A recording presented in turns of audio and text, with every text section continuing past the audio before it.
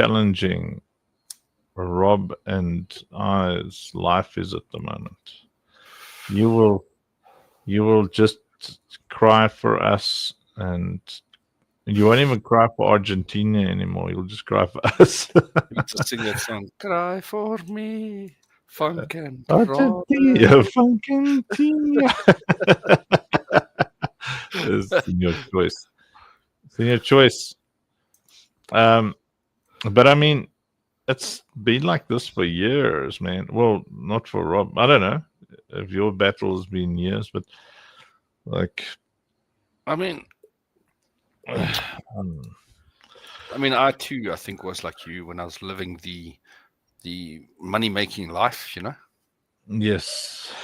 And then what I don't understand is that when I switched to the non-money-making life, it became harder to get done what I needed to get done. Yeah, no, you need bucks to get things done. But I mean, I'm just grateful that we've got a strategy that I'll never have to do fundraising again in my life. I mean, we're doing fundraising now to build the game. I mean, if you think that really what we need to hit our goal, it's come down drastically from what we needed like a year ago. So it's like, finding that 500K at 50K a month. Once we find that, that's a multi-million-dollar game that we're building, and that's not even only believe.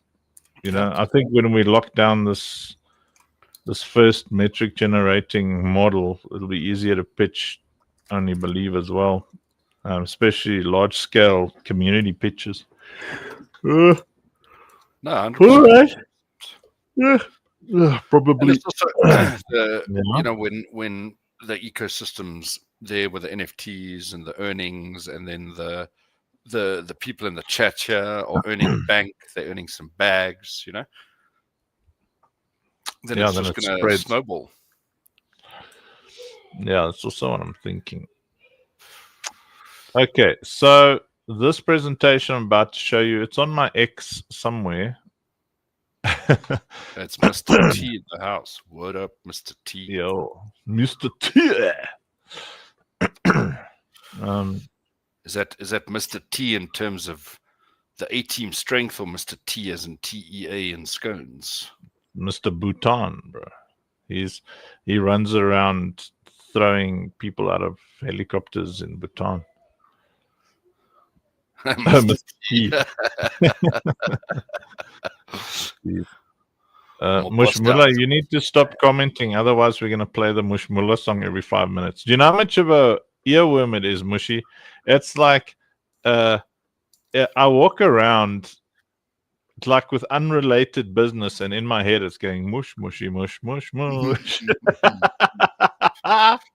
We nailed all the songs there. It's very catchy. I'm so glad. Like Mandy insisted. I mean, we used, to grab the credits for that thing. She used, what did she use? Like insurance or something, instead of paying insurance. We did that. Yeah, you just sacrifice for the tunes. She was no lovey. You have to have that app. And because there's a lot of sacrifice involved in building this game for all of us. We pump every available bit of money in. She's just singing songs. We need to do one for, Mr. T must show up a few more days. Where have the Bhutanese been? Like Mr. T, Kington Zone's making a comeback. Where's all the other Bhutanese? Is it too late or what? My chat is now turned off so I can watch the presentation. Yeah, Mr. T, all about the beards. Hey, there's Midnight Cats Lady. Hey, where's my Midnight Cats Lady button? Here it is. Hey, it's Midnight Cats Lady. Don't touch that mouse. You're on the Funk Show. Yes, we are. All right. Okay, so if you're struggling to squint at the screen with the presentation that I'm going to show you, it's like insane alpha. What we're going to show you today if you grasp it, it'll change your life. You'll really understand what we're building. And some of you, if you land a big fish, we have a policy of finder's fees and stuff, which we work out once we land the thing. But and if you understand enough to do pitching and stuff, and you yourself understand what you're investing into, that's so important to understand what you're investing into, because we're building something very, very special here in a very special way. So I want you to try and pay as much attention as you can, and really try and grasp the terminologies,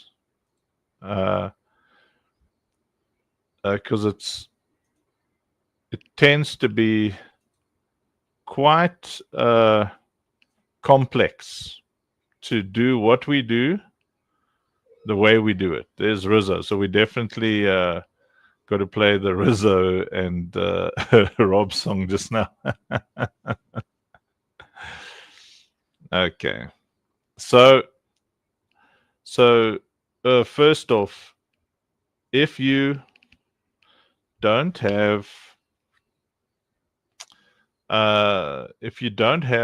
Funk tokens, if you haven't been buying NFTs and stuff, you got to try and get them, whatever ways you can to earn them, whether you're doing quests. I think the courage earning metric is coming soon, but whatever you're doing in our ecosystem, you really, really, really want to understand it and become a student of what we're doing, because a lot of us, we're not just trying to start a business. Well, Rob, you're rocking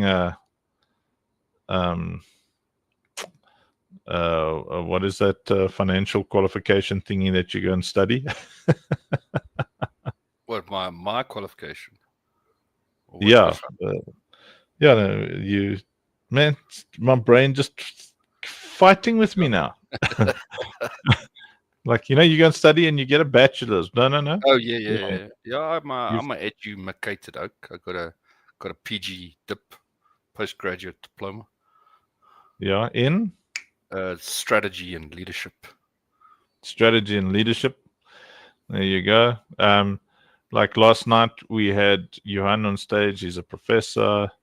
Most of what I've studied was like theology, philosophy, rural economic development, and I've thrown heart and soul into understanding different kinds of financial project management. And the most I learned about finances was in the film industry, and I didn't quite have the terminologies locked down, but out of necessity we've come up with this term agile concurrency, and I really, this is very important. I want you to write this down in the comments wherever you're on, whichever platforms.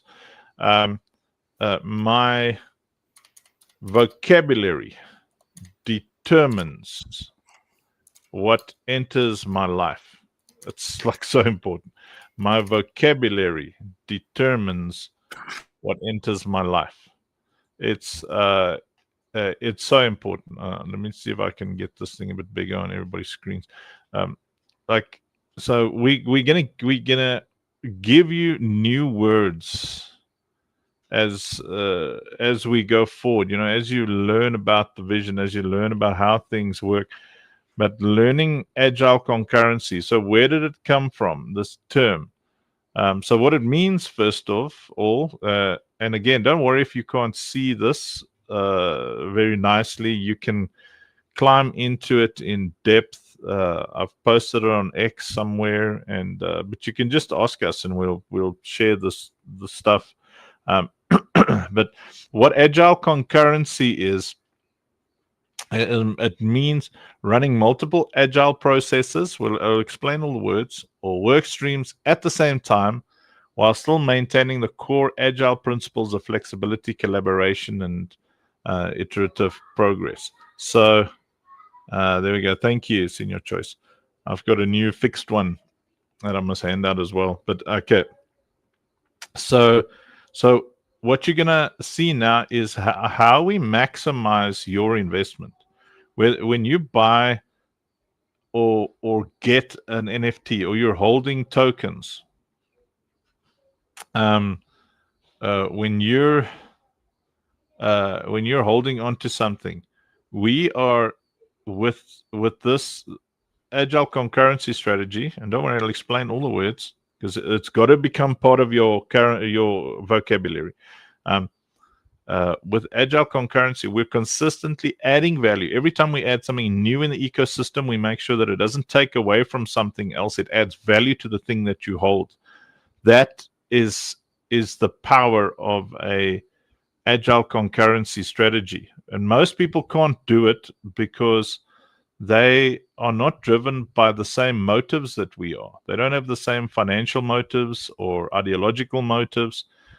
So it's not part of their core motivation. So what is agile concurrency? Where does it come from?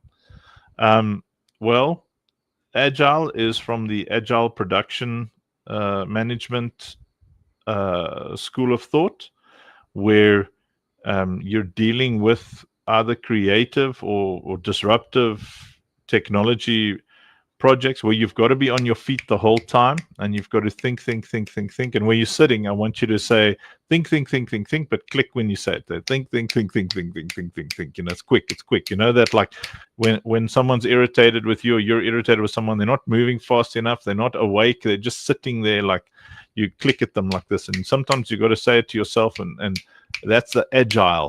That's when like our entire ecosystem is like that. That's how we move. Like, we're live every day. We're moving every day. We have meetings every day. You know, I remarked mostly to myself this morning. I didn't get a chance to say it on the call, but you know, I phone people. It's Saturday today. I call our. You know, we've got like our core. The GDDs, the game development, either document or directorship or disaster or whatever group, and I call it, and everybody who answers is we're tired, but we answer, and we're happy to hear from each other, and then we work. And we do this 7 days a week. We are doing production meetings, status updates. We're on it the whole time because. And click your fingers and just say think, because that's what agile means. Concurrency means, you know, it's from the word concurrent, which means at the same time. It's concurrent. It's running at the same time. So when something is concurrent, it looks like this. It's like lanes. See, they're all running at the same time. So we're running and building projects at the same time. And somebody would say, why don't you just focus on one?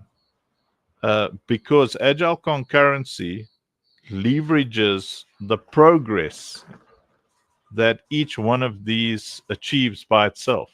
So if you achieve, let's say we're working on yeah, Midnight says ADHD, thinking 500 directions at once. ADHD might help you a bit with you know, agile concurrency, but I think it would help a lot. But anybody can work like this because you are on top of the thing, all the things that you're excited about and passionate about. Like in this case, this is like probably 4 of 20 things that we're working on, but we don't want to freak people out. So, you know, most people can only handle 3, but because the founder funnel is so easy to understand, we popped it in there. But you can actually handle up to 20, but I'm just saying at first glance, you know, having more than 3 things on screen freaks people out a bit. But like over here, so we got the OSP PC that we're building that a lot of you are playing. And we're going to show you a sneak peek of a map tonight, maybe. Then there's the Citadel that we're building that some of you have seen. Then there's the Potato Mobile, which is very, very close to being released. And we're going to use that to generate silly metrics that aren't really real, but are real enough to unlock grants. And then there's the founder funnel, which you're a part of. You who are commenting, you who are watching right now, you who climb into you know, this daily part, you're part of the founder funnel. You're You are it. It's called the Funk Show because we created a character, I guess. But the goal is always that you end up with a community. Yes, you're very funky. So that founder funnel, everybody who comments every day, who's really on board, you are part of this machine. So for example, how far we were the founder funnel? Well, we started a commitment to go daily. So I think what did someone say? We're at day 181 today, probably. We launched the Funk token. We launched the Funk NFTs. So these are all milestones. These are called milestones. It's like you have goals. Want to do this, and then we want to do that, and then thank you, Senior Choice. You're day 181. So we want to do this, and then we want to do that. Those are the milestones. Now, these milestones affect everything else in a concurrency strategy. So the next thing we're aiming for is Funk Land and NFT, the land NFTs. So how do we get to the land NFTs? Well, there's a couple of other milestones you can't see here, and one of them is really the marketplace and stuff. So, I mean, Rob has got, if Rob had to have the amount of things that he has to focus on as the CEO daily, there's probably 30 or something of these things. Now that Funkland NFT is waiting. Yes, thank you. Every Funky NFT equals an apartment in Funky Town, a real in-game location inside the Citadel. Thank you, Corporal Buddykins. So this Funkland NFT that we want to launch, it needs some other things to happen. So what do we do? And why is this important? It's important because it is going to produce more investor confidence, and it is going to increase your bags. So everybody who's holding Funk is going to be able to convert that Funk into something with real utility. I'll say it again. Everybody who's holding Funk will be able to convert that Funk token into something that has real utility. And that utility will generate passive income in terms of courage. So we have to have the courage system in place before we can do that. We have to have a NFT that can be bought with a meme coin, the Funk coin, and minted on Say. So that you're earning in our Say ecosystem, which is where the Citadel token will be launched. So some things need to happen, and that means on the Citadel over there, certain things need to happen. The Citadel over there, we've got the AI news curation. We're approaching the player shop. And then after that, it's the player-to-player marketplace, then the dynamic forums that we're investigating. We're chatting about it daily, how we're going to have a really exciting and dynamic player and community communication system, because it's 2025, and the best thing we've got is still Discord, which is chaotic, and then the infusion systems, and we're much closer to all of this than you think. And we might achieve the infusion system first, so that would shift in its milestone ranking. It might move backwards. And today we actually tested the streaming platform, and it wasn't bad. There was a 13-second delay, so Rob is very clever. So we had that there. And then clans being able to launch their NFTs. So we're pretty close to clan being able to launch their NFTs, and clans being able to launch tokens. We had a meeting yesterday for that. So these things are happening at the same time, and we need to be able to see how one thing affects the other. So the OSP PC thing, are you playing the single player? What are we focused on next? Co-op. We're trying to figure out well, we know it's not just trying to figure it out. We figured it out. We know what to do next. So that's the big fundraise that we're driving for now. Is really one of the biggest priorities is that cooperative play. And the Potato Mobile over there, we're also super close to having that thing released. Why are we working on Potato Mobile at the same time as PC? Well, the zero barrier to entry strategy is we want people with with normal mobile phones who don't have gaming PCs to be able to enter our earning ecosystem so that they can end up buying a full-on PC or gaming laptop so that they can get into the fullness of the entire earning machine. Because a lot of you are going to enter this as a business. And there's nothing wrong with that. A lot of you are going to enter it for the fun, to play, to enjoy the fun of it. We want it all to be fun for you. We want the earning mechanisms, the business of it to be fun. We want the concurrent synergistic effect of doing anything to have a profound psychological and financial impact on your life, positive impacts. And there's more words to learn. It's concurrent, it's synergistic. Synergy means things get stronger as they work together. Not everything that works together has synergy, but everything that works together and has synergy becomes much stronger, right? So that's the introduction to this presentation, right? So here's a table of contents. You'll be able to navigate it and go back to things. You need to become a student of this presentation. Of all the presentations we have, you need to understand this, because then anything you ever see from us into the future is going to make a lot of sense. You got to study it like you're in university. It's going to change your life financially in incredible ways. Otherwise, we're wasting our time. Because we want to change your life financially. We want to change your family's life, your community's life through you. And that's why this system is so important. Okay, there's a lot of stuff that's too small for you to read, but I'll read it for you. So Agile Concurrency, the smarter way to build, shared infrastructure, exponential efficiency. So traditional studios re-engineer mobile marketplace web systems from scratch after the main PC build. So usually they'll spend all the money, build something, and then, oh no, this sucks. We need more millions to fix all the things that broke. That's not how we build. We build cross-compatibility systems once, deploy them everywhere. So we do, for instance, our goal for the first build was to have you guys experience a lot of the game, as much of the game as possible, even though it's clunky. We wanted you to experience some cinematics.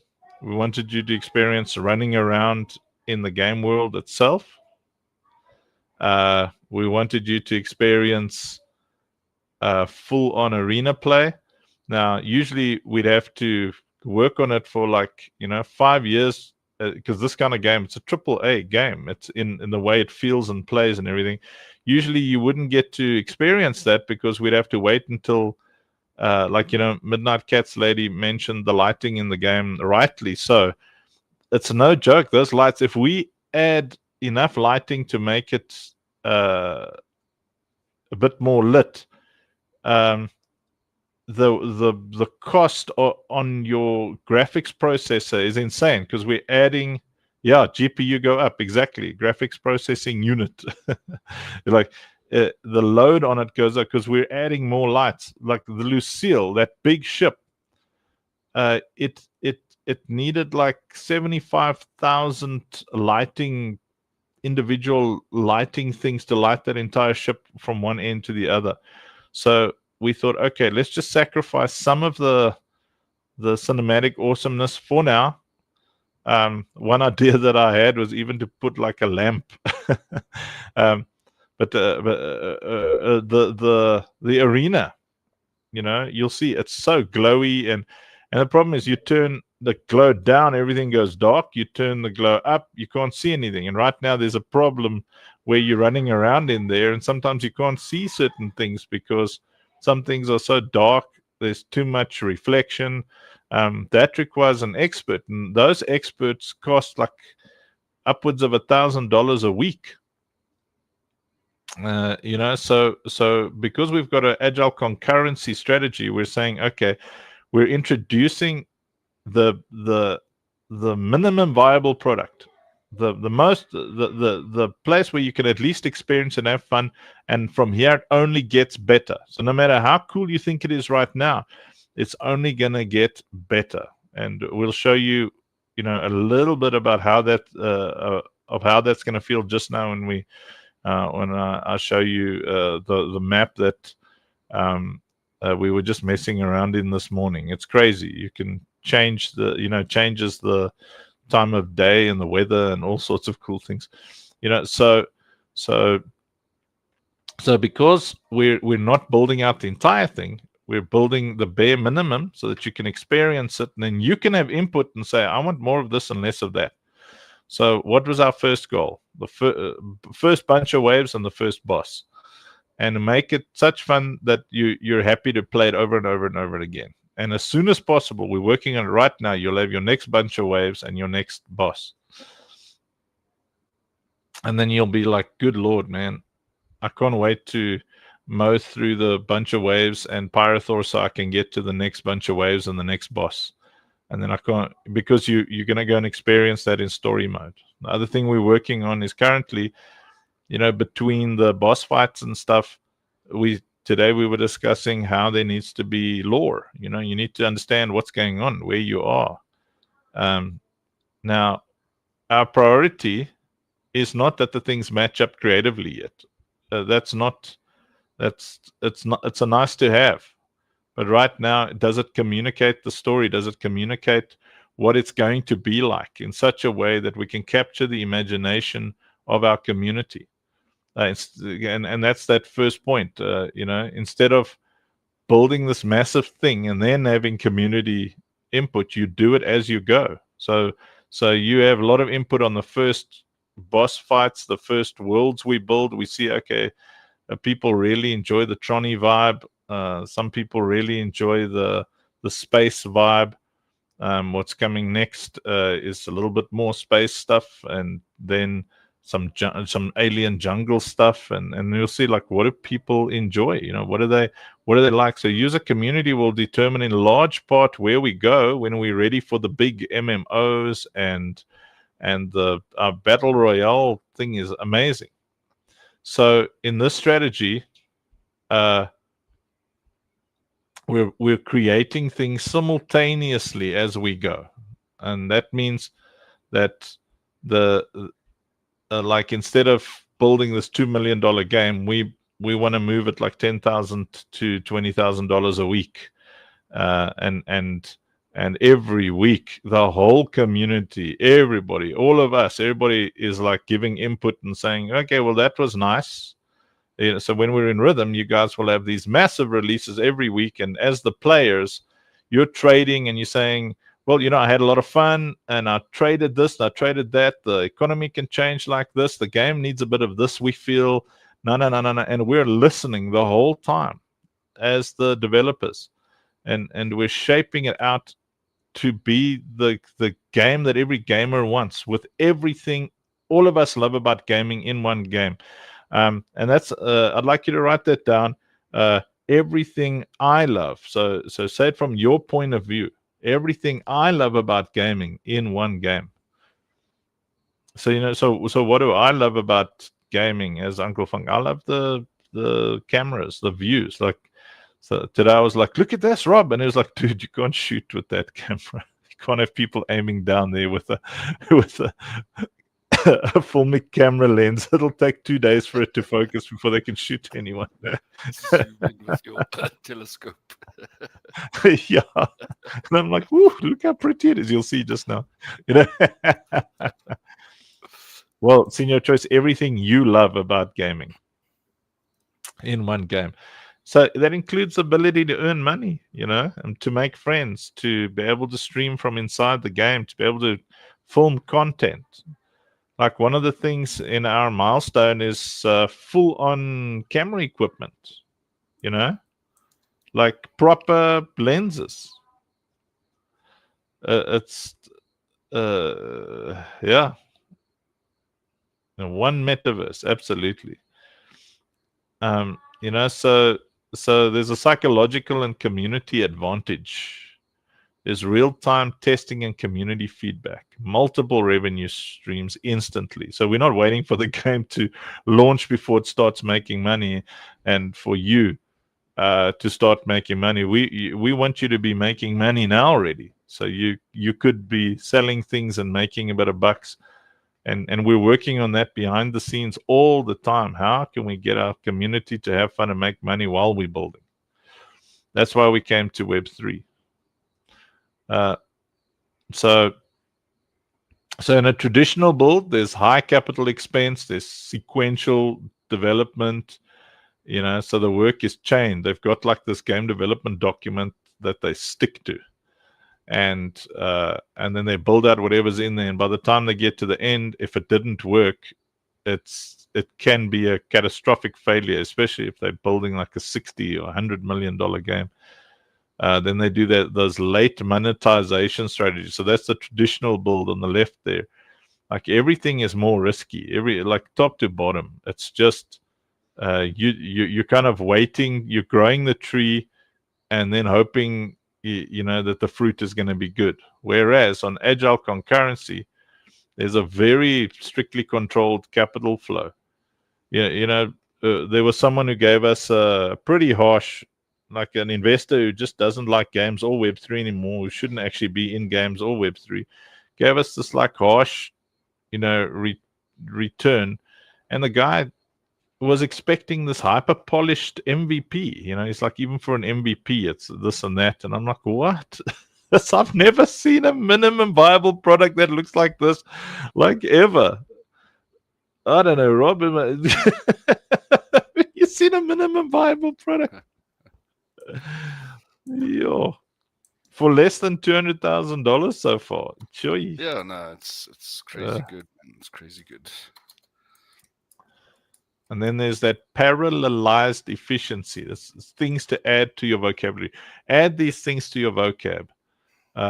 So there you saw 4 lanes. So all that's parallel. So if you understand, most projects are built in series. So they do this, and then they do that, and then they do that. Kind of a milestone, but it's all the things being built sequentially. They design everything from scratch. They build out everything from scratch, and we're like, no, we're parallel. We're doing things that's parallelized. When this thing achieves something, it affects that. And now the whole community's got input. It can already earn at that point. Now let's move to the next point where it should achieve the next bunch of milestones, which means the community is even earning more. There's even more fun to be had. And the revenue and liquidity are instant. We released our MVP and we'd already had like 2 major mints and released a meme coin by then, so that grows the community and excites the community. So I already discussed a lot of this synchronized ecosystem. There's a bit more about the 4 racing lanes that you'll be able to see in your document.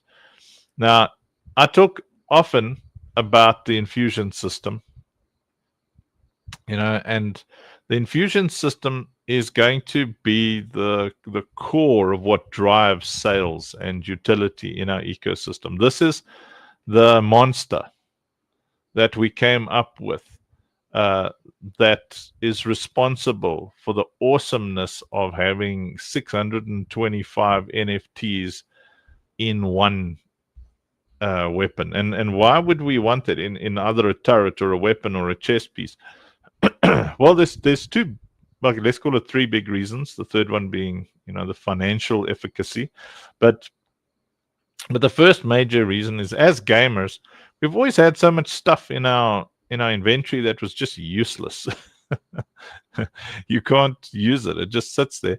So the thought was, imagine if you chuck all of this, you can chuck all of it into something and it changes what that thing does. So imagine if you want a gun to heal when it shoots. So it heals you every time it shoots. Excuse me. You get guns like that in games. So why not make it your choice? Your senior choice.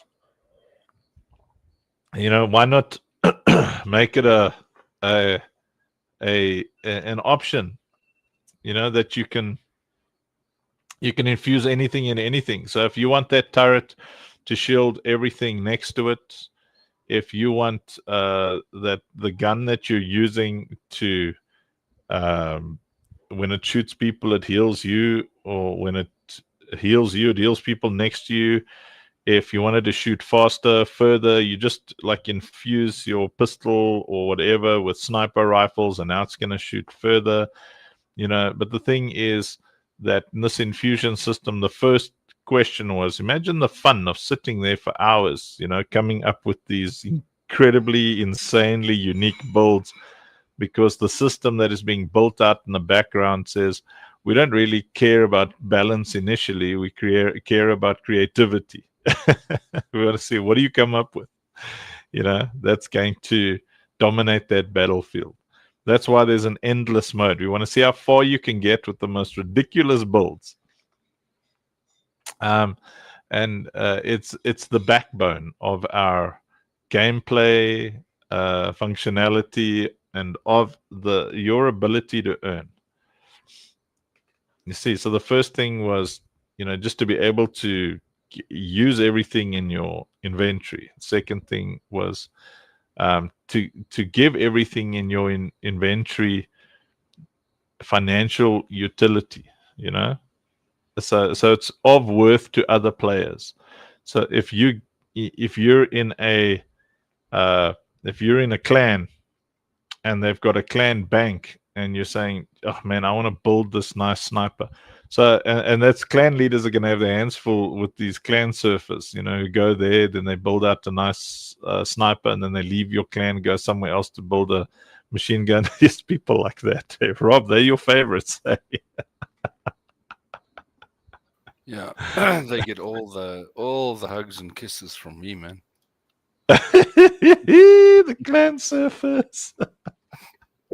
Your World of Warcraft, they come there and they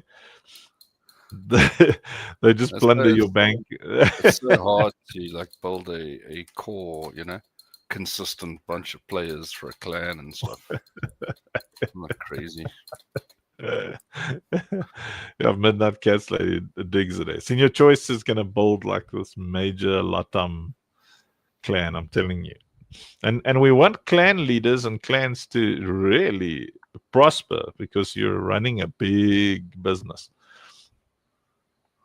Yeah, Senior Choice, if Sura rejects us, then we're going to talk to you and us are going to have a very serious conversation about building out our own Sura. Hello, baby. Are you going to bed? Okay. I love you, my little bumblebee.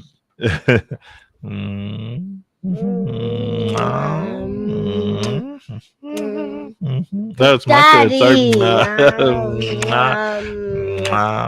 Bonk. Sleep tight.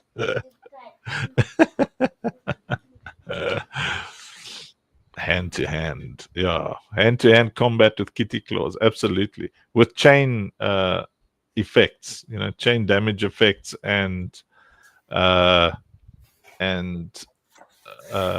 like feedback loops of generating aggro to keep your non melee glass cannons safe. Tanky cat. You can have like a big plump cat. Then it gets fatter the more tanky it gets.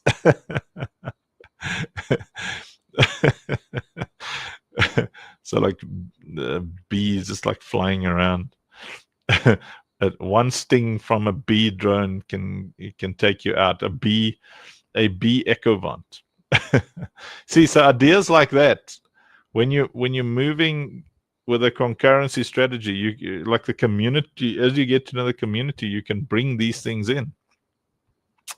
Yeah, and then it's important to understand how the rarity and slot multipliers work. I encourage you to jump into that in the document, where that infusion system, because it's also got bonuses in how it affects your build. So common, you've got 5 infusion slots where you can merge 5 things into a common, and ultra exotics 25 fusion slots where you can like merge 25 things from your inventory into one card, and then it changes the effects, you know. But anyway, okay, so let me keep moving here because I'm going to get to some alpha in a second. So this is quite serious alpha that about the primes that most people don't know. So the primes are Crispus, Up, Lucille, Katsu. Then much later, we didn't tell you this, but much later, Nimrod as well, which is the main bad guy. So we're not going to let you in on the lore, you know, but there will be other primes, you know, and these primes are the key characters, the key story driving characters. And the more of these primes you can have, that's why Senior Choice giving away his primes. I'm like, still like, what are you doing? He's like so generous. I mean, giving away his Lucille's.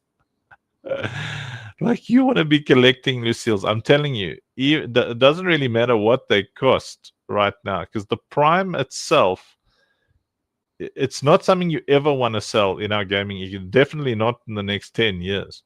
I mean, look, if it goes up to like, you know, 1 BTC for a prime, you might want to consider it. I don't know if you want to, you know, buy a house while you're playing the game, because it doesn't help having stuff that can change your life and not using it. But yeah, digital asset hoarder, don't touch the poo. Giving courage to others is what we do. Yeah, can't wait for that to be the dynamics in your choice, when you can just hand out courage as the main thing. But these primes have they have the biggest effect of anything on the overall build that players will be building. So people who can get their hands on a lot of primes are gonna be far ahead of everybody else. Sorry. People who can get their hands on these primes, who have got a lot of Lucille's, a lot of Katsus. Now your question is like, you know, how many do we need? Yes. I mean, if you've got there won't be anything more powerful than a healer that has like 625 Lucille's. And I think there's only one person for whom that is possible right now. It's probably Georgia. I don't know.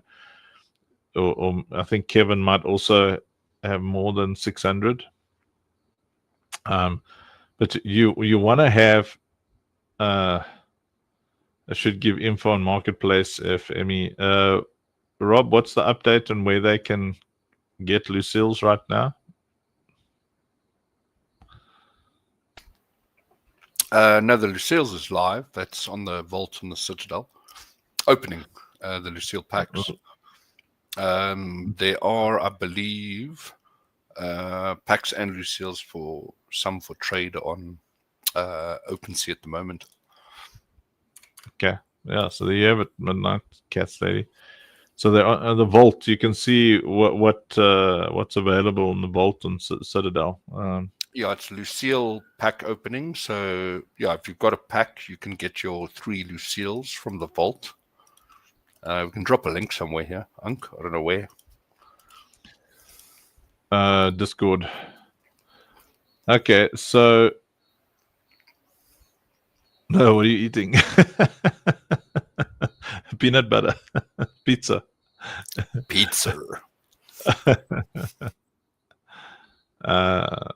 Yeah, no, Senior Choice. I wouldn't give away primes if I were you. That's like giving away a bored ape.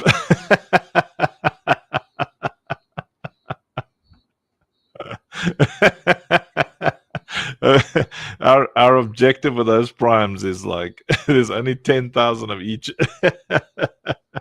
It stayed home. Yeah. So because primes have got all sorts of things. Like for example, I can't zoom in, but like in the top right there. So you guys all got access to this thing.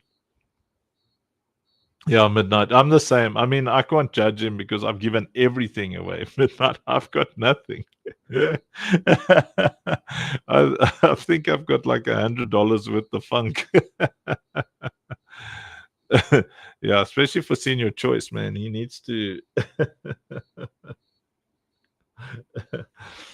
Yeah, yeah. The more you get to know this, so over there you can see like the Crispus boosts defensive infusions, stability, duration multipliers, upped, increases synergy efficiency, so it lowers cross type penalties. So even though upped is a tank, there's things like that when that thing is in your build, nothing else does that, and it because nothing else boosts all the cards.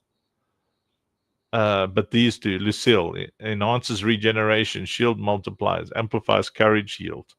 I mean, amplifies courage yield. You earn more courage with Lucille NFTs in game. It's so unfair. And why do we do that? Because it's first mover advantage. People who supported us in the beginning must be rewarded the most. So if you were in time to get Lucille's and you're in time now, you know, if you arrived at the beginning and you're here now, it's still the beginning.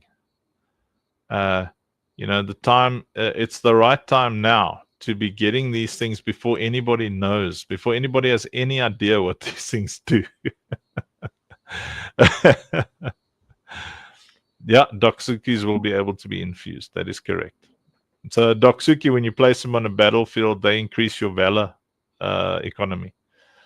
So it's good to have those as well.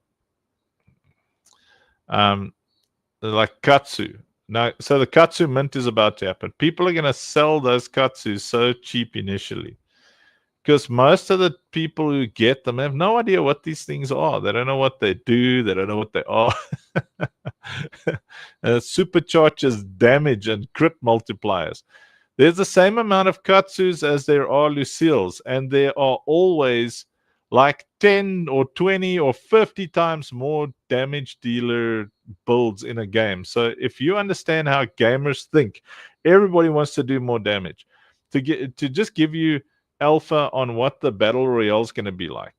So the current idea is potentially you hit the field on the outskirts, and then it starts shrinking the map, like a normal battle royale. So when you arrive, everyone's shooting at each other and stuff, and then you enter a ring where friendly fire is off. You can't, or everybody, all the players are considered friendly fire, because now you've got to take on a massive boss, right? And that boss drops courage bounties, and the bounty that you get is directly determined by the percentage of damage that you do to that boss on that battlefield, and it gets spread amongst the fire team. So the fire team has to work together. So if B wants to increase everybody's damage, and Senior Choice wants to keep everybody alive so that they can do damage for longer, and that increases Midnight Cat's ladies, cat swipes, and stuff like that, then they're gonna share the bounty, because they, as a fire team, doing X amount of damage to that boss in the middle. Now the other fire team, they don't know what infusions are. They just came in with noob things. They aren't doing much damage, and that boss gets whacked. The heals over time. So you kill that boss. Now, right across the battlefield, it determines all these fire teams who were shooting at this big thing in the middle, and we're being shot at by the big thing in the middle and all the little things coming out of it. It says, okay, you did 5% of the damage. You're going to get 5% of the of the courage reward. And the moment that thing dies, the battlefield opens up, and then it's fire team against fire team again. Now it's last man standing or last team standing. So it's a lot of fun, and you got your turrets down, and initially you'll probably only have one turret each, so you need a fully infused turret that you take with you into the battlefield that has a predetermined upgrade path that you, in this infusion system, decided you're going to have. Same amount of katsus, buddy. That's why it's going to be so rare, because people are going to want these high damage builds a lot more than they want healing or tanky builds, but there's still the same amount of katsus. So there's a lot more damage dealer NFTs for those builds. There's going to be more than 100,000 Rothborn damage dealer NFTs in those loot boxes and on the marketplaces. But you have to be crazy to let go of a katsu. None. There's not. There's a couple hundred people watching now, but not many of them are actually gamers and stuff, or even understand English. And now you're in this position where you're like, whew, I can get ahead of the curve and get a lot of katsus. You need a lot more damage dealers. We're still working out the dynamics, but like MOBA is typically 5 versus 5, so you'd probably have 5 damage dealers or 3 damage dealers, a healer and a tank. When you go and do dungeons, you usually want 3 damage dealers, a healer and a tank, or maybe your damage dealers have got such a high heal return infusion build that they manage to somehow figure out of the thousands and thousands of potential combinations that they've produced some kind of meta. But that will always be largely boosted by these primes. So we got to develop these things concurrently. That's why it's an agile concurrency strategy. This stuff is being produced concurrently, because if we release like this final version of the game just like that, and we missed out on all the cool ideas and suggestions from the community, it sucks. One healer, one tank, one healer, 3 DPS, and we love that dynamic. It's such fun. So there's a dynamic NFT and prestige system. So here you go. This is more alpha. So you can build that NFT, right? Lucille and Upto are scarce. Those are because you need a healer and a tank, man. You need those things to be exceptional. Like if you can have your tanks being chunky as heck, that's the Upt. All right, so so I'm nearly done. So all the NFTs are dynamic. You can build something out that's incredible to a point where there's 625 NFTs in it, and then infuse it and create a prestige. Or you can build special builds. Now, you don't have to infuse them. You can just use them dynamically in game. And the more you use something, the more experience it gets, the more it's going to level up, and it gets experience, and it can go from a common to a rare to a legendary to an exotic to an ultra exotic. It's dynamic. It's becoming something else. More slots are opening. The bonus multipliers are increasing. So if you're sitting with common cards right now, and you're like, it's just a common, you can grind that thing up to ultra exotic if you like the artwork. And you might want to end up with a set of something. Like you might want to have a bunny with a choicey, with a beehee, with a midnighty, with a mushy. You might want to build, but you might want the artwork to all be the same. You might want them all to be pink, or all to be like a black and white vibe, or a gray vibe, or you might want to collect, and then you grind out, this particular look, so that when you stream, you've got this unique looking collection. You can do that. That's cool, Midnight?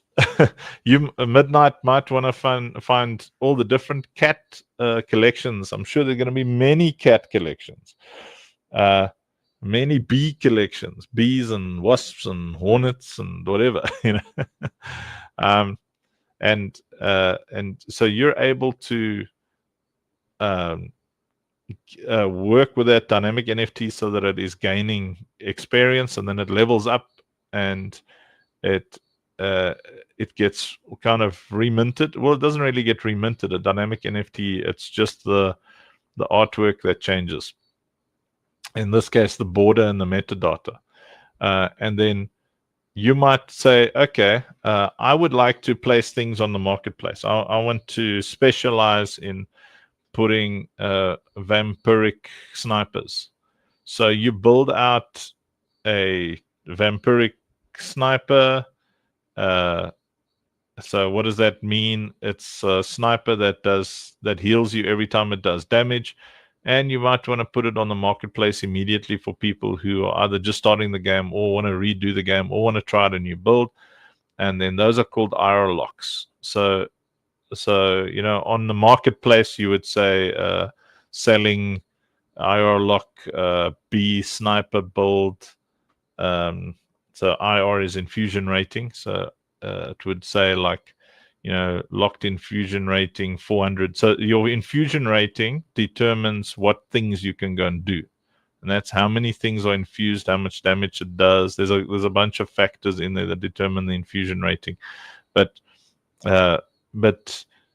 you want to be collecting now already things that have that effect, because you can mint IR locked NFTs already when that functionality comes. But you can do it with things that are not prestiged. You don't have to wait till you got 625 NFTs to prestige something. And so in our concurrency, we have to work on that at the same time. So the prestige is the apex evolution of everything that you have. Prestige represents transcendence, the fusion of mastery and devotion. Prestige and NFT, a player must infuse one ultra exotic with 25 fully infused ultra exotics, 625 NFTs total, and pay a courage ritual cost. Then you've got prestige class NFT benefits. So that's it. So who here currently has 25 ultra exotics? You see. So infusing 25 ultra exotics. Well, I think it's in your choice. Buddy's got 0. Yeah, Twisted will have a bunch. Now, imagine you got 25 ultra exotic Lucille's. Good Lord. There's a multiplier on multipliers there. I mean, that thing, your character will just walk around. It'll probably even heal your enemies by mistake. It's like Rob will be moaning, what the heck? The life is not going down on this thing. It'll be like, sit your choice. Or it'll probably be Twisted. Midnight Cat Lady is excited to get a legendary. You should be. But this is the pinnacle. This is like after either spending, selling your house and buying NFTs, or or playing for a year or two, and now you've got this insane end game content. Because if you want a chance of killing bosses that drop ciphers for ultra exotics and prestige, already prestige. Can you imagine killing a boss on a raid and it drops a already prestiged NFT? Kev says it'll give you a license to poop in the streets.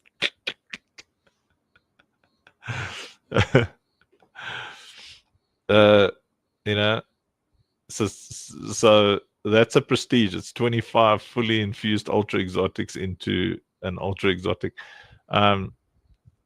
So the prestige class NFT benefits exclusive access to prestige dungeons and titles. Yeah, I mean, if you're rocking a fully prestige loadout, you was 25. That's more than 16,000 NFTs in one loadout. Unique auras, cosmetics, courage yield bonuses, top tier marketplace visibility. There's all sorts of things for people who sweat.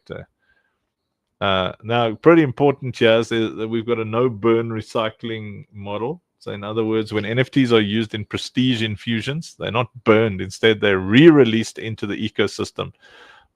So they get put into the boss drops, loot boxes, marketplace refreshes.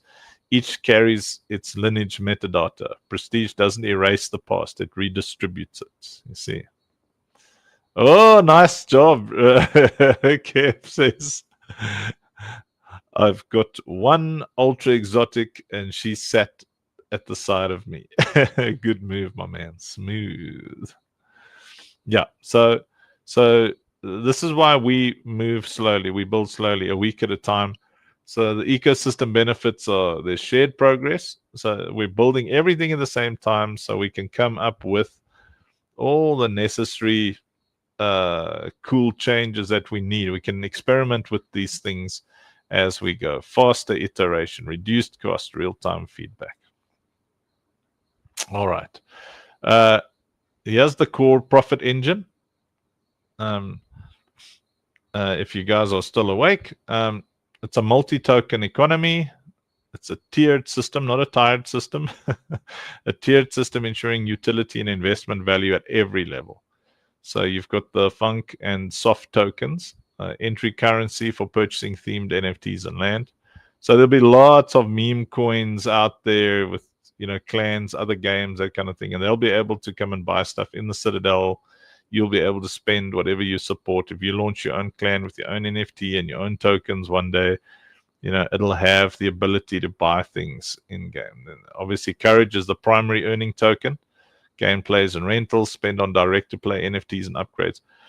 You really want to maximize your Courage earnings, even if it means having multiple accounts. You really want to do that. CTL, that's the Citadel token.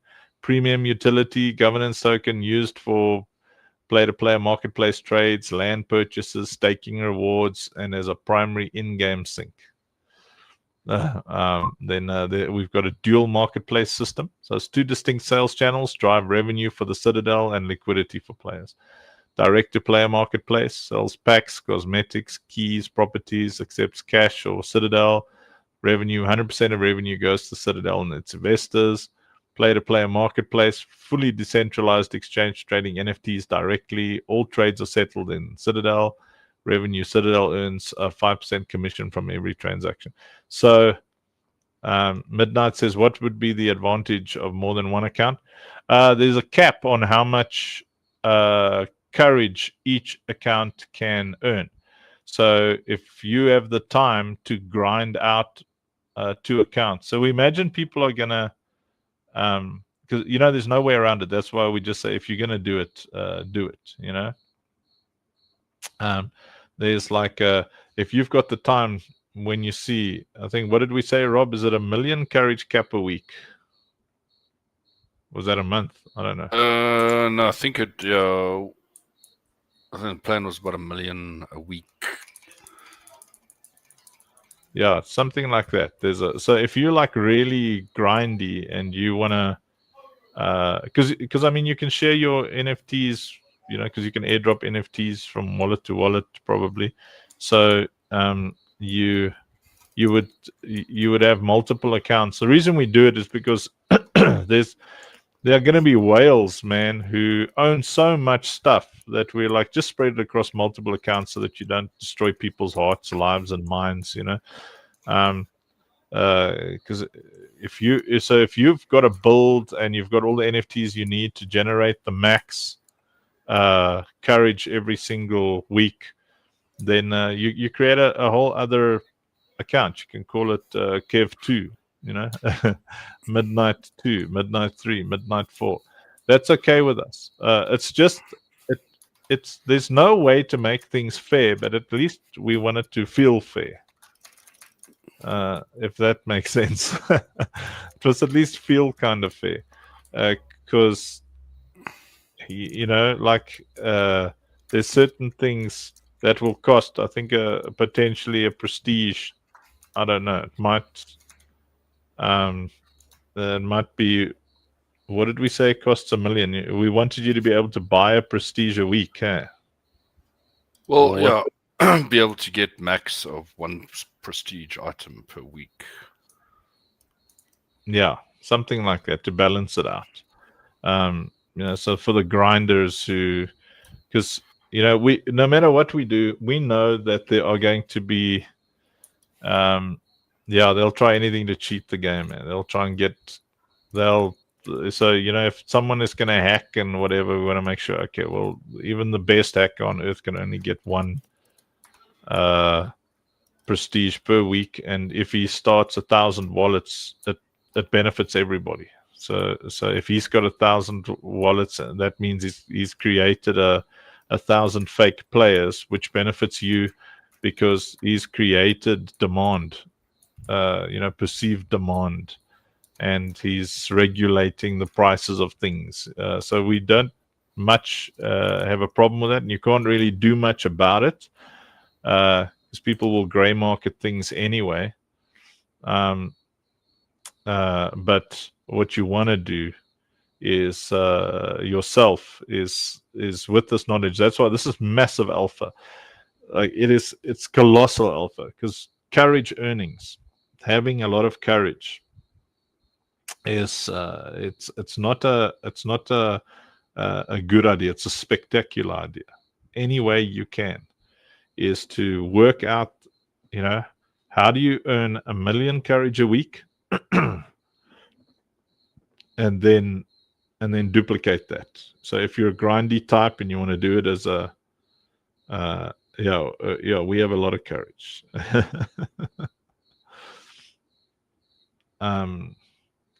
So that gives you a lot of power on that player marketplace, and you can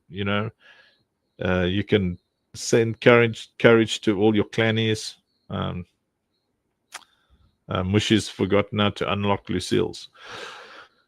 I think, where do they do that? The vault. Yeah, that's the vault. Yeah. Oh, there you go. Seen your That's choice. Just given the link you there, Mush.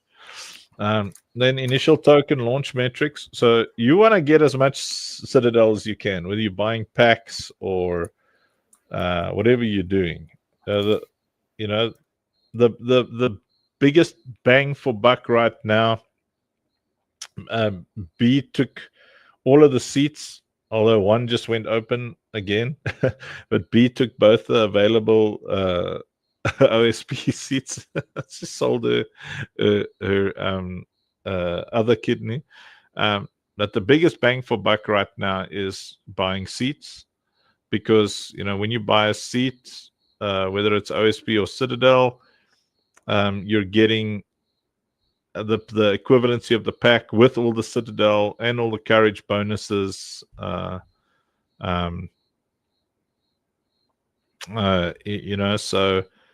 there's 1 OSP seat and 3 Citadel seats available right now. So 1 OSP seat is $1,000. A Citadel seat is $2,500.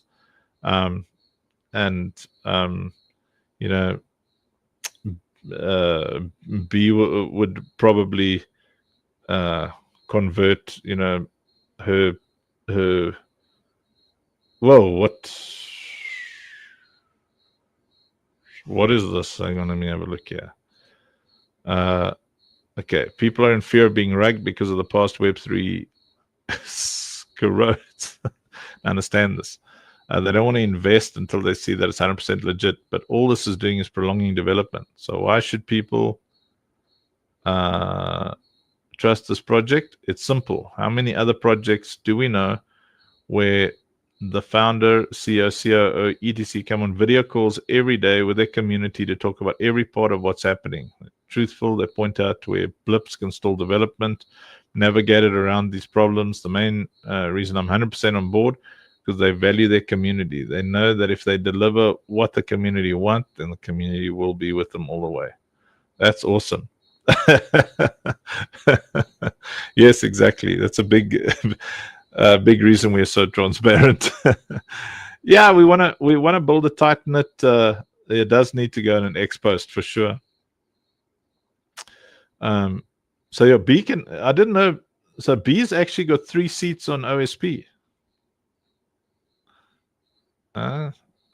Yeah, so she can up convert to a Citadel if she wants to. And then there's seats available in OSP again. All roads lead to Citadel. So best bang for buck right now is, if you can find $1,000, grab an OSP seat. If you do have $2,500 or you have more, grab a Citadel seat. Remember, once these seats are gone, they're gone. They're not coming again. And the reason they're the best bang for buck is because, like if you grab a $1,000 seat, then that also gives you $1,000 pack, and in that pack you got all the stuff plus the Citadel dollar value at launch. And I'm bringing that up because if you see, well, you can't really see it, it's too small for you, but the launch price would be 0.016. So you're getting it at 0.08. Yeah. 0.08. Yeah. So pre what prices? That's our pre-TGE. Private. Yeah, private rounds. Yeah. Private round pricing. So so you're Mushi's trying to sell elephant for second off. Do it. Yeah, so it's if you're already in this ecosystem and you're working hard, jump in, sell those kidneys and grab as many of these seats as you can. Okay, right. Value flow, ownership, impact.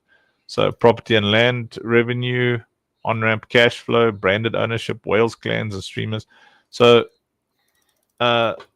premium integration licenses generate direct Citadel revenue and drive token circulation. Branded arenas, custom NFTs and tokens, playable assets. So we're talking about concurrency, agile concurrency. So we're building all the stuff at the same time. All of it is being built at the same time so that it can be tested and experienced by the community. We want to have 1,000 millionaires in our ecosystem, and everything we do is to try and get that right. So over there, that's what you saw initially. And then over here is the OSP PC strategy. So we've already got maps. So the co-op maps, Battle Royale, MOBA, MMO, most of those maps, we've got all the tools. So making them is nothing. Making those maps is nothing. Easy peasy lemon squeezy, because we already did it for the single player, and that's where the concurrency works. So multiple streams of income and utility driving mechanics are in place. The game logic for the single player is cooking.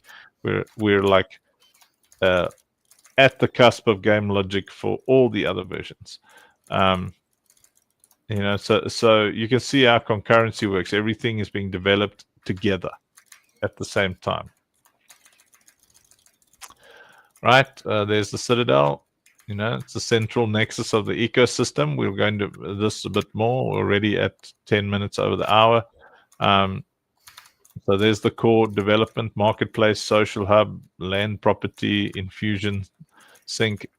I mean, it's closing in. Oh, man, I can't wait till the infusion system is ready.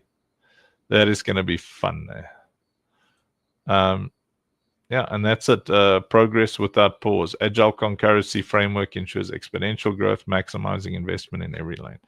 So that gives you, I think, a nice idea of what is being built and how we're building. No, that was great, Kev. Don't worry. I think it really it should be a seminar. There's Amy.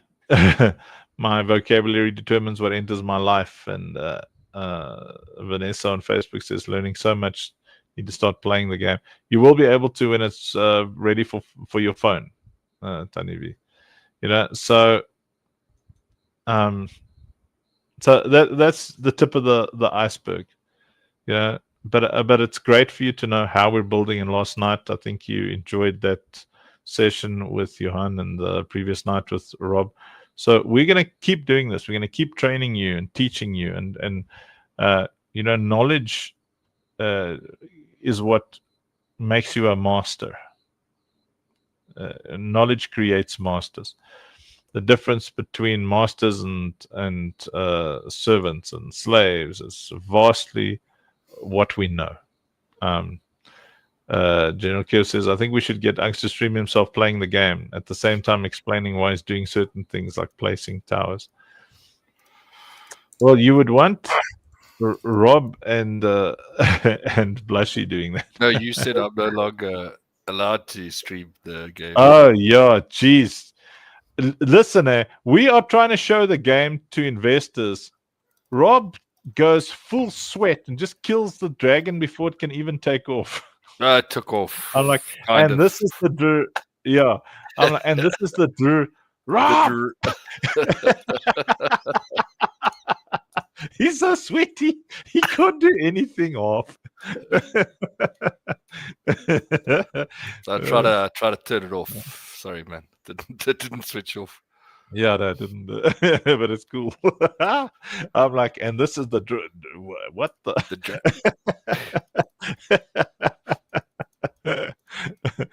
Okay, let's just sneak some alpha for them.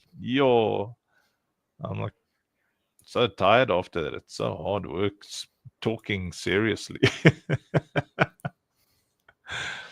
Let me load up a little summon, yeah. Yeah, but I must say the CEO Rob session on leadership was very good, if I might say so myself, being the humble guy I am, Yeah, no, it was excellent, dude. I remember when my name was CEO Rob. When I was a fairy, they used to call me Humbelina. Humbelina.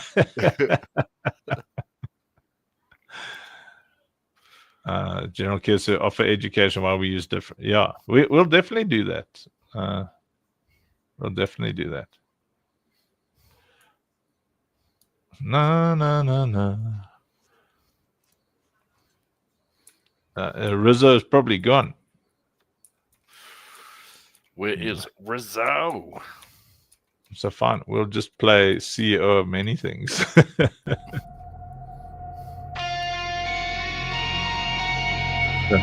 While I'm loading up the thing. Let's see here. From the ashes of ambition he rises. Iron Mind, Golden Heart. They call him King Tut.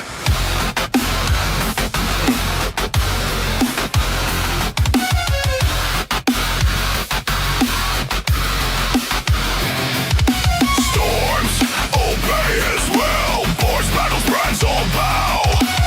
Every move precision, every word vow.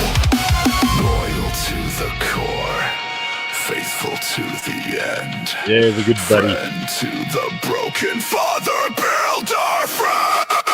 Father builder. The CEO of many things, kings and reigns. Kingdom sing. Rob. The CEO of many things.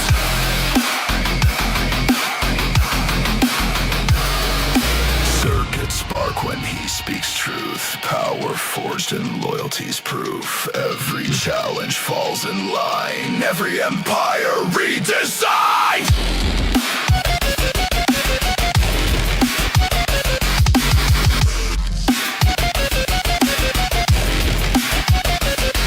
He leads, he bleeds.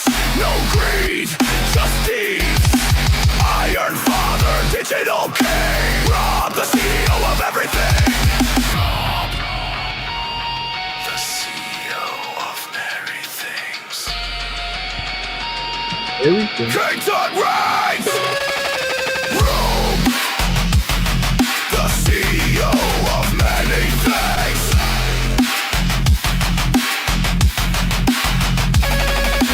Rome, the CEO of many things.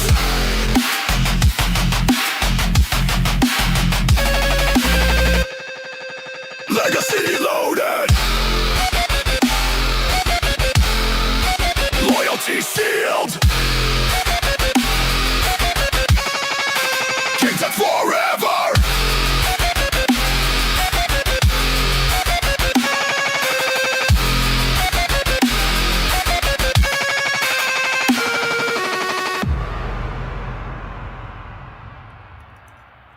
Nice.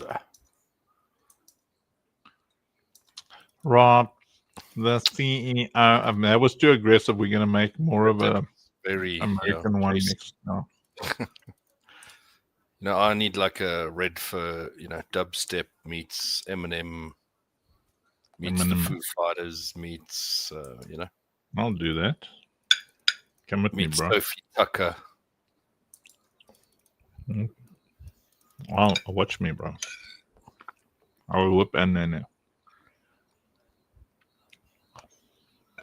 Yeah, definitely, General Kev.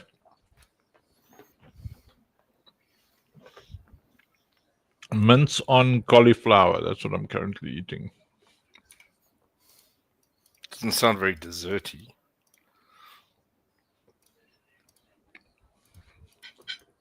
Well, I had half a tub of ice cream during the day, so there's that.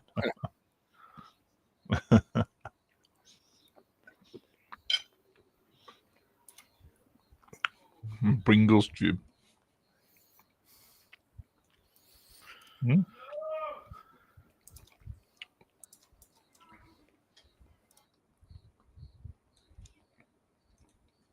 Rob.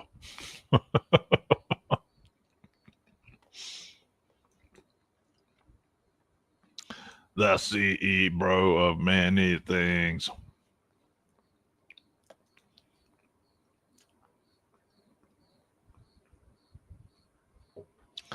Uncle Funk, what you're eating? Cauliflower and mince. Somehow it's giving me heartburn. What the hell? Must be the mince.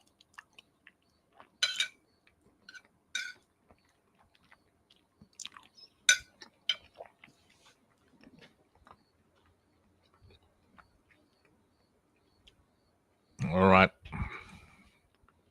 Let's see if this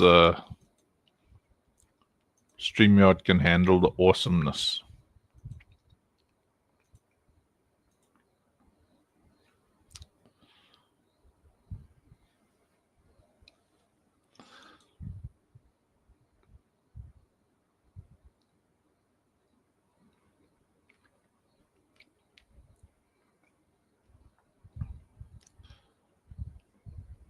Yeah, it's going to be choppy, but I'll just stop every now and then, show you some stuff.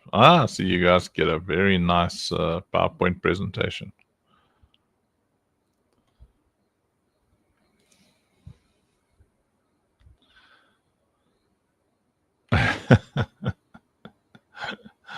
Oh, boy.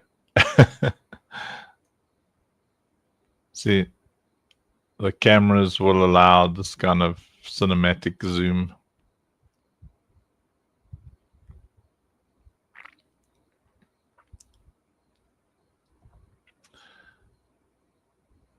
Which Rob was like, no, we can't have you looking over a gun with this view. Like, fine, it'll be part of the, So you can look at a flower over there. And it's so cool. So you can zoom in and out of the character. So a lot of that functionality is coming. We're not saying, that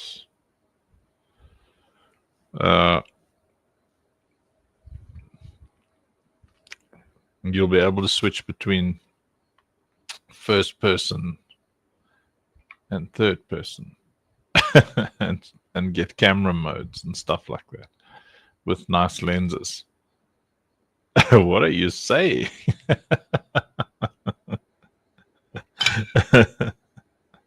Anyway, you didn't see any of this. No one showed you any of this stuff. Because we're generic, right?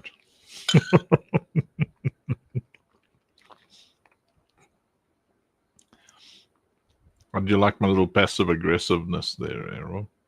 It was very nice. I have no idea what that was targeted at, you know.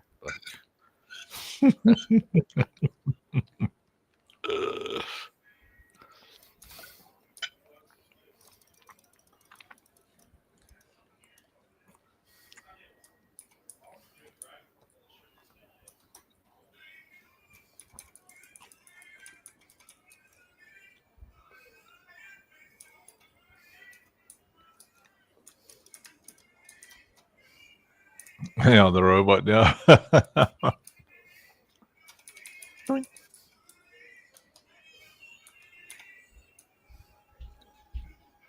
Yeah, it's quite cool. Dynamic weather,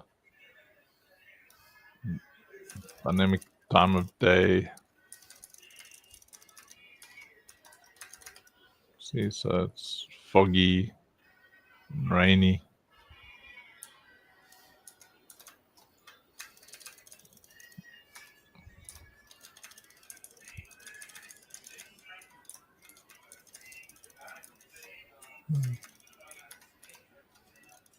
There you go. It's more of a night sky. Yeah, we want people to really enjoy the world itself, you know. Time of the day. Yeah. Bright kind of daytime. Because it's an alien planet, doesn't have like a normal kind of daytime. I like nighttime a lot.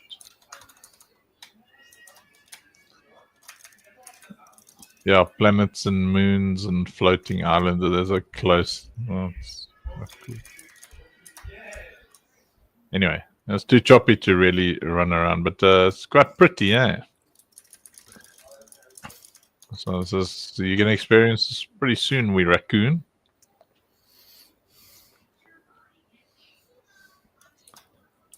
Robe, the CE, bro. The generic cyber hippies of OSP. Exact tree. Anyway, that's enough of that. I raccoon. It's time to say goodbye to the people on the Facebooks and things. Time to say goodbye. You're awesome. Goodbye.